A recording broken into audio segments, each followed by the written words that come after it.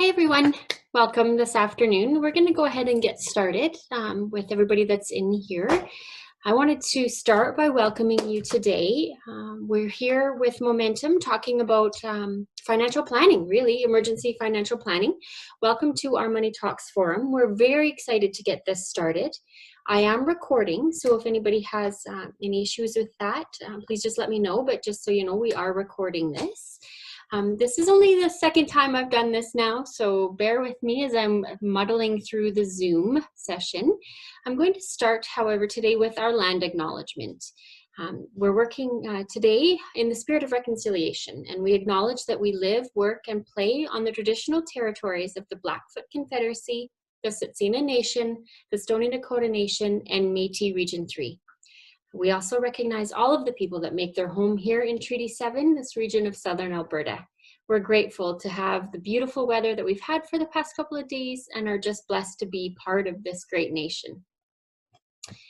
Momentum has a lot of in-person programs, but unfortunately right now they are on hold, just like most of the people here in the city right now. Stay tuned to our website for more information. We are offering phone support now, which is new for us. I have a couple of slides about that can give you some information. But just to outline today, we're going to have a 15-minute presentation followed by a question and answer discussion. If you have any questions at all, please use the question form at the bottom of the page, and that will help me to moderate the questions and be able to answer that you have. Currently, you are all on mute. It's just me that gets to talk, which is super exciting. So please use the question and answer function, like I said. We would also appreciate it if you could hold your questions until the end of the presentation, and that will just, I think, better prepare all of us to hear the answers. And in case somebody already has that question, you can also hear it then as well. So I'm going to start really the presentation. Today, it's just me. We don't have an additional facilitator. So my name is Jody. I work at Momentum. I am a financial facilitator, financial empowerment facilitator there. And I'm pretty excited to talk about the emergency financial planning that we have here to help us and the people around us manage this COVID-19 crisis. So I'm going to go ahead and share my screen and get right into the presentation with you guys.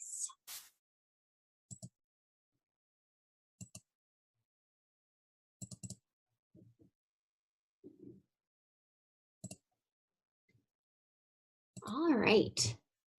So when we think about Momentum, we know that we work with vulnerable people living on low incomes.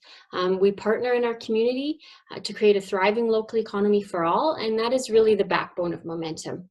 Because of our in-person issues or in-person hiatus, we have developed a couple of different phone lines for people where they can access. So the first one I want to tell you a bit about is our money management helpline.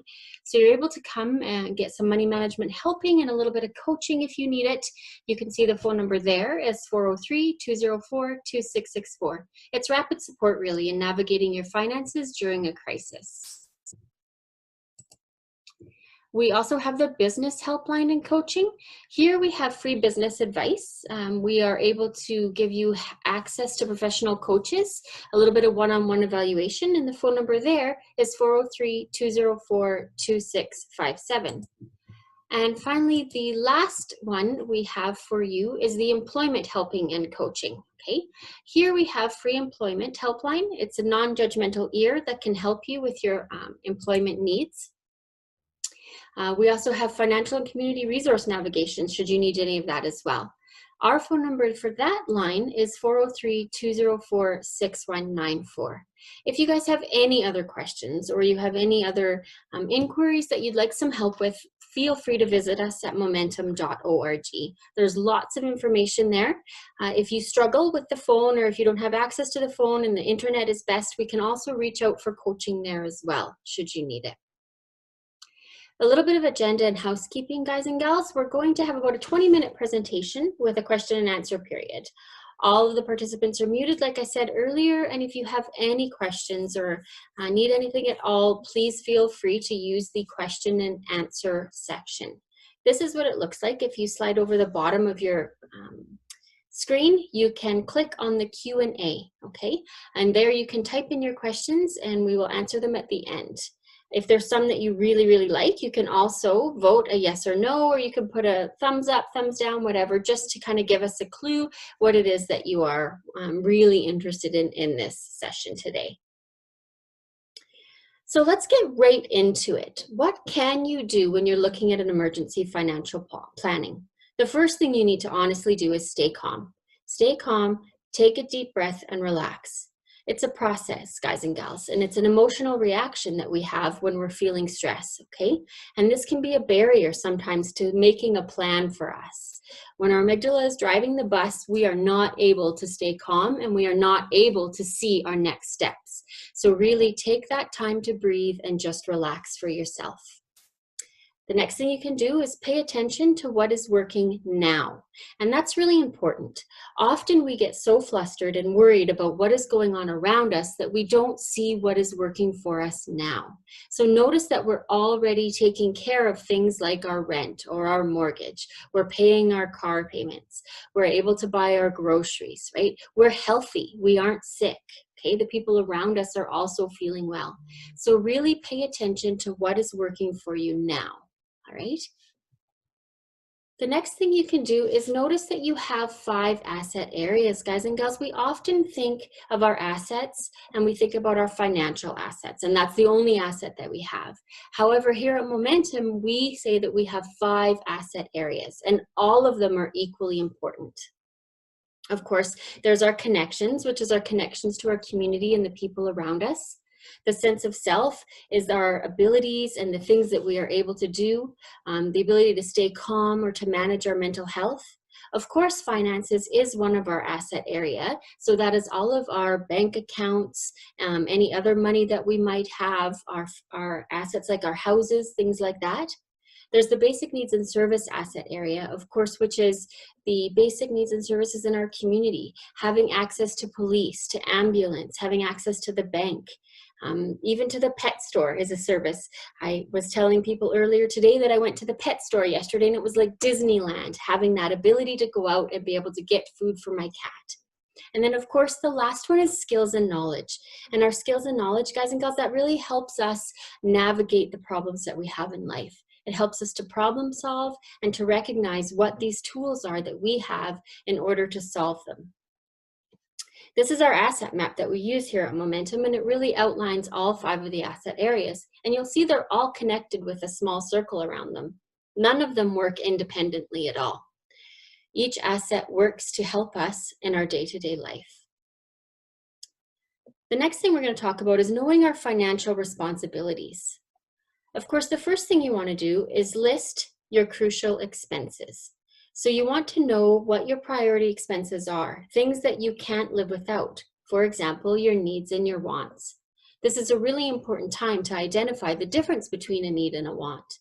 We always know what we need, right? We have our basic needs, our housing, our food, our clothing, keeping warm in the winter. All of those things are basic needs. And then, of course, our wants. Things that are a little more exciting, like having a fireplace maybe, or maybe it's having the nicest shoes or the fanciest bag. These are all wants, right? And just being able to prioritize your needs versus wants is very important in a time like this.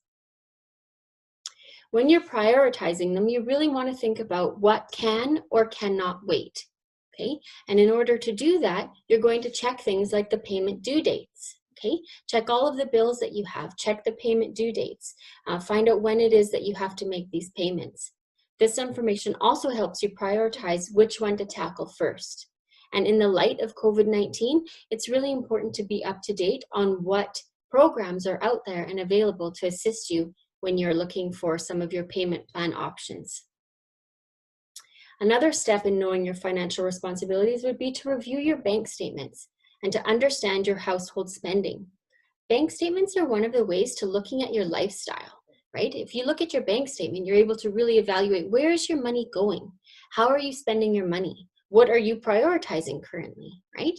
It's helpful to look at the last 2 months worth of bank statements. This really gives you a good idea of how you and your family live.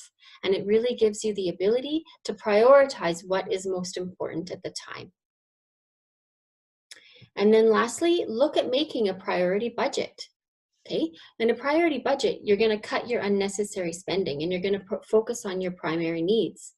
So this is when you're going to really look at what your needs versus your wants are.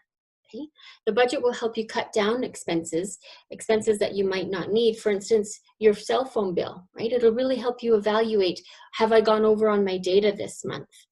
It'll help you evaluate your energy bill. How much are you spending? Are you turning your lights off? Are you running every single TV and device in the house at the same time? Okay. It'll help you evaluate your food, the food that you have, okay, the transportation. Lots of people went and did a whole bunch of hoarding at the beginning of this just for fear. There was a lot of fear going around, and so they bought all this extra food, all these extra beans, and then all of a sudden they see this great recipe on the internet for this lovely pasta dish, and they decide they're going to go out and buy that as well and then make that pasta dish. So really focus on cutting unnecessary spending. Use the beans and the rice that you hoarded up, right? Don't just go out and buy new things because you're excited about them.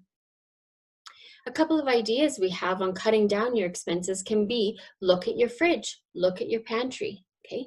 Look at the household items that you already have and start using them up. Don't go out and buy lots of extras, right? You want to be creative on your meal planning, okay? Meal planning is a great way to reduce your grocery. In fact, it's actually the #1 way to reduce your expenses is your grocery bill and your food waste. I know we like to joke around and say, oh, nobody wants to eat leftover dinner. But, you know, in our house, we have eat the fridge night. So everybody gets to go and just pick what they find in the fridge and eat it for dinner. There's no planning needed. We just eat our leftovers, right? Rather than letting them go bad, ensure that you're doing that every couple of days. There's lots of budget-friendly recipes out there and blogs available.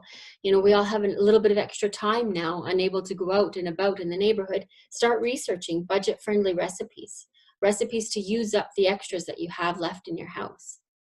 Another great idea is to buy no-name brands or alternative ingredients. You know, you don't always have to have the saran wrap of saran, right? You can always have the no-name brand and give that a try. Start looking at different ways that you're going to clean your house. Maybe you're going to clean with vinegar and water, right? Instead of going out and buying all the expensive cleaners that are out there. Knowing your financial responsibilities is really the lead up to building the priority budget. Okay, it really helps you establish what is important and what it is that you need to do to build that budget. So I said priority budget a couple of times, and I really want to just point out what exactly it is that a priority budget is. It's basically a budget that lists the things that are most important to you, and that is where you put all of your resources. So the first thing you want to do when you're thinking about your priority budget is identify your income sources, whether they are through EI, whether you're working still, whether you are receiving money from investments, whether you're receiving gifts from your neighbors or your friends or your families. Any income that comes into your house is an income source. And it's important to identify them all because we really want to know what money is coming in and what we have available for our priorities. Next, you're going to list your basic needs. So really think about, like I said, your housing. You're going to think about what else is a basic need, your heating, your food, your 3 basic needs, and you're going to list those and approximately how much money you spend on them each month. And then the next thing you're going to do is list all other expenses that you have. And I really recommend going through them and prioritizing them from number 1 to 10 and base them on your lifestyle. Okay? You want to evaluate your wants and your needs list and name them if they're within your basic needs. Not everybody needs a car. Not everybody needs a bus pass. It really depends on what your family situation is and what your makeup is. Okay? Prioritize your other expenses and assign the values between 1 and 10, and then go through and lay them out. And then you're going to minus your basic needs and your priority expenses from your income. And that will tell you how your priority budget is looking. It will also give you the ability to decide whether or not you need to add or subtract some of your priorities, or maybe retool them. Maybe look at your gas expenditures. Are they going down? Maybe look at a bus pass, getting a ride from the neighbor, things like that. All of these can affect your priority budget. I want to point out, guys and gals, it's really important to remember that everyone has different priorities. Not all of us have the same exact wants and needs. We have our basic 3, Of course, our living expenses, our food expenses, and our shelter expenses, right? Those are basic needs that we all need. However, like I was saying, some of us might need a car, or some of us might need a bus pass. Some of us have kids with extenuating medical circumstances, and some of us don't. It really depends on our family makeup and what our situation is. It's important to point out here that if you're a couple of people, you need to work together to come up with priorities that reach both of your goals. Because each of you will have goals to get through this time of COVID-19 and to get through these uncertain times. But coming together and building it together will help you reach those priorities. The next thing we're going to chat a little bit about is financial details. So we really want to look at our bank accounts during this time. Review our bank accounts and update our knowledge about our banking products. Ensure the amount in each account and understand what we have for savings or checkings. This information, it can give you a status update of what your immediate available liquid financial assets are. It might also be a time to talk to your bank about what your accounts are and if they're serving your needs. This is another way to save money, looking at your bank fees and finding out how much you're spending each month in fees. And is it really needed during this time? Maybe you're using your bank a little bit less. You're not writing as many checks or you're not making as many transactions, and you can downgrade your fees a little bit. The next thing you want to do is revisit your available assets, okay? So this includes your house, your savings. This includes your skills. Remember at the beginning, we talked about the different asset areas that we have. Your skills and your potential income generation, what that looks like, getting another job, helping out your neighbor, doing things like that. That might be for a little bit of side hustle money if you need it, okay?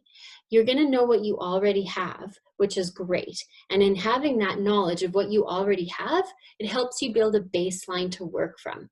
It helps you build a baseline of how much money you have coming in and how much you have going out, and really help you evaluate your needs and your details.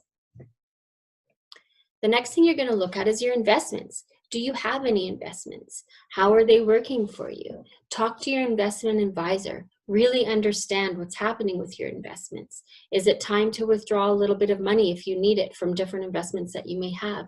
Or is it time to just hold solid and get through this time of crisis? The next thing you're going to want to look at is your debt situation. So if you're currently paying down your debt, you want to list them out. You want to see where they're at. Find out how much you have remaining. Are there any deferral policies right now? Check with your creditors for more information. Talk to your bank. Talk to your credit card companies. Talk to your mortgage brokers. All of these people will help you determine whether or not there are different solutions for your debt situation right now. We are all in COVID-19 together, and most companies have come up with some sort of situations to help their clients if they're in need.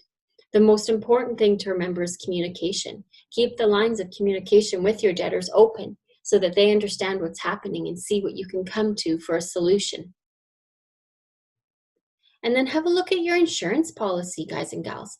Your insurance policies are there to protect you in times like this, so review them. Determine which policy fits into your current priority budget.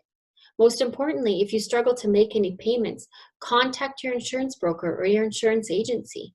Let them know what's going on. Find out if there's any changes that you can make to your policy to maybe reduce it for the time being. The most important, like I said, is communicate, communicate, communicate. Make sure that your debtors and the people around you know what's happening for you. Not only does it keep the lines of communication open and it allows them to understand the situation, but sometimes talking about it helps you understand the situation as well. And it really helps you to work through what it is that's going on in your life at the time. Be resourceful, guys and gals. This is an amazing tip. The first thing you want to do is determine what information is helpful for you. I don't know about you guys, but right now I am overwhelmed with the amount of information about COVID-19 and the resources that are available for us. It can be so overwhelming looking for information. So try your best to know what applies to you and your family. Pay attention to what resources it is that you're reading. If it's a resource that isn't valuable for you or doesn't make sense for your family, drop it and move on. Find something that is important to you and to your family and information that can help you. Stay tuned to the government programs, guys and gals. Daily, it is changing what the government is doing to support us during this COVID-19 time. The resources that they have are the most up-to-date information available. So check the websites for both the federal and provincial government, and you'll get the most up-to-date information as to what they have to say. Guys and gals, there are so many sources of information out there right now. Take the time to find the trustworthy information. For example, here at Momentum, we have a blog post on our website that is up to date on the information that's available, as well as the federal and provincial government websites. All three of them are wonderful resources to help you. Take your information from trusted resources, guys. Chaos creates confusion and fear, and that can lead to the assumption and speculation. Friends are reliable for comfort and for understanding, but they can also lead to misinformation. And it's not that they're trying to mislead you, it's just that the information that they are gathering is information for their family. So always try and go to the source of the information you're looking for to answer the questions that you have. The most important thing is to stay calm and pace yourself. Guys and gals, turn the news off. If there's anything I have discovered, it's being able to turn off the news has definitely been a helpful resource for mine and my family's mental health. We have a couple of resources listed here. Of course, the Government of Canada, Government of Alberta, the City of Calgary. We have some city community resources available, and of course, the Momentum COVID-19 resources. All of these are trusted resources that have been gathered for us as Calgarians and Canadians to understand what is happening during the COVID-19 and what supports there are for all of us to access. The next slide, and my honest to goodness, in my opinion, the most important slide in the bunch is one about being mindful. I want to start with saying, like I said in the last one, don't information overload yourself, right?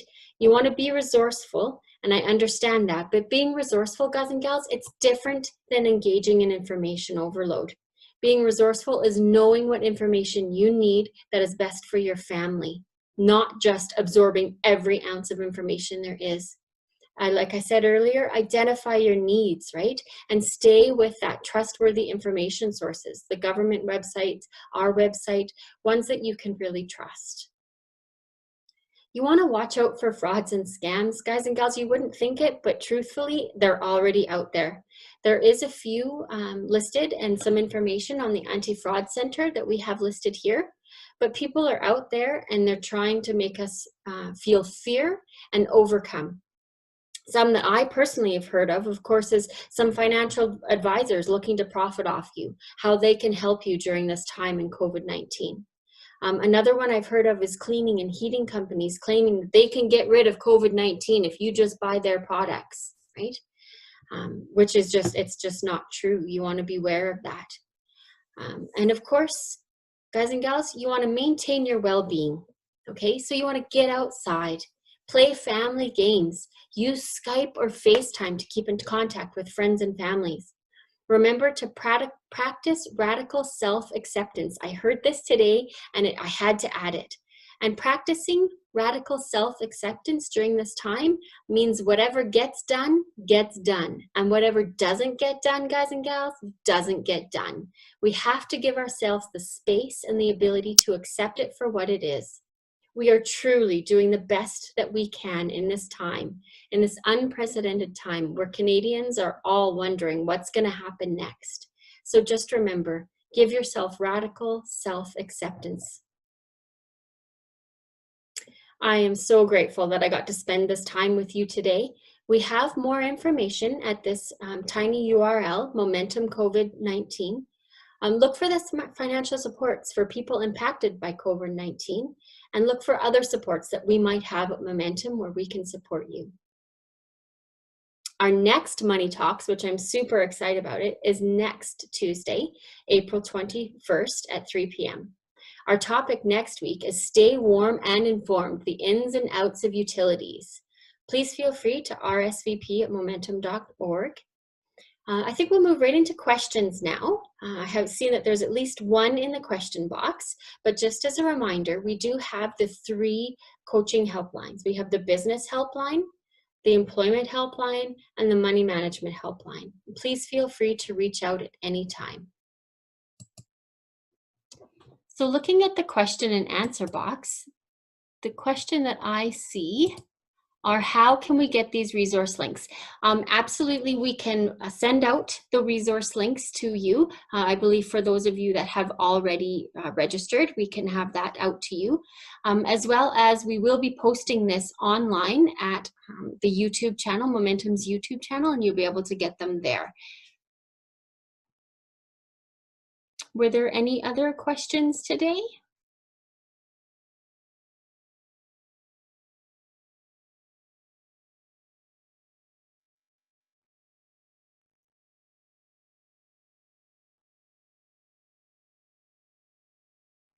Well, thank you very much, guys and gals. I am so grateful that you are all here with me today, learning about the different emergency financial responses that we have here at Momentum. Again, this will be posted online, so feel free to check it out if there was any that you wanted to re-access or if you wanted to get a hold of the resources that we have listed. Thank you very much for your time, and I truly hope to see you next week during our Stay Warm and Informed. Take care. Goodbye.